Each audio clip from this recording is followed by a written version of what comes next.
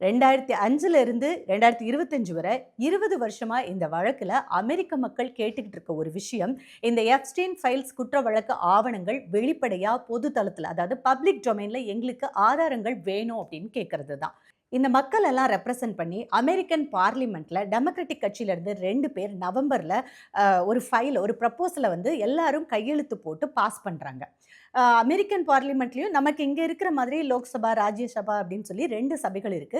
இந்த 2 சபையிலயும் இருக்கக்கூடிய அதிகாரத்துல இருக்கிற எல்லாருமே இதுல கையெழுத்து போட வேண்டிய கட்டாயமும் வருது. அதுல பலர் விருப்பப்பட்டு இந்த உண்மை வெளிவரணும்னு சொல்லி கையெழுத்து போடுறாங்க.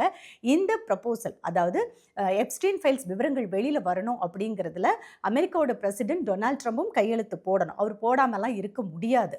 ஏன்னா அமெரிக்க நாட்டு சட்டம் அப்படி. ஸோ அவரும் கையெழுத்து போட்டு இறுதியா அமெரிக்கன் நீதிமன்றம் தன்னுடைய அதிகாரப்பூர்வ இணையதளத்துல டிசம்பர் 19ஆம் தேதி ஆயிரக்கணக்கான இந்த ஆதாரங்களை வெளியிடுறாங்க. அதுல டொனால்ட் ட்ரம்போட போட்டோகிராஃப்ஸுமே நிறைய இருந்தது.